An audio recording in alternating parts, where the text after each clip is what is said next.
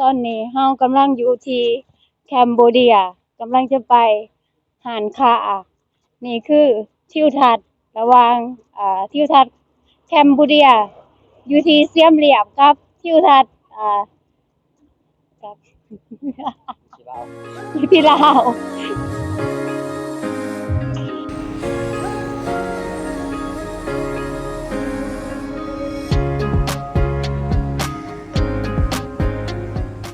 ตอนนี้เฮากำลังเขาหอดเขตซานเมืองอาจจะมีร้านขายเครื่องที่ว่าตึกบางตึกตึกไก่ดอกตึกยังไงครับร้านขายเครื่องอาจจะเป็นไก่ทอด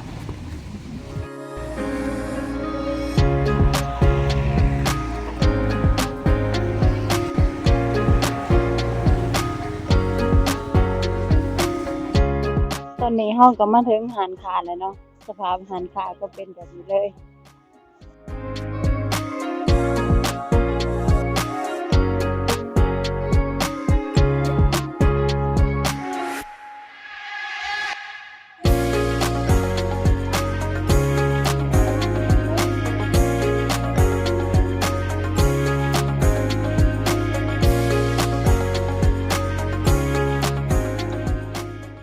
สิ่งที่ไม้ตาไว้ก็คือนมราคา5,000เหรียวเป็นเงินเฮา25,000กีบ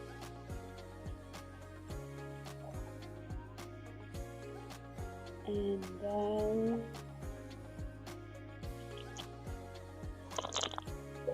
3,500 17,500และแล้วลูกอมเว้นราคาประมาณ 3,500 ประมาณสวัสดีค่ะชื่อปิ๊งนะคะมาซื้อของใช้ร้านค้าที่นี่ของเยอะมากอย่างเช่นยาสระผมครีมอาบน้ำซึ่งก็มีครีมอาบน้ำเด็กด้วยทำให้ผิวดีที่นี่มีเยอะมากให้เลือกก็เลยต้องเลือกมาที่นี่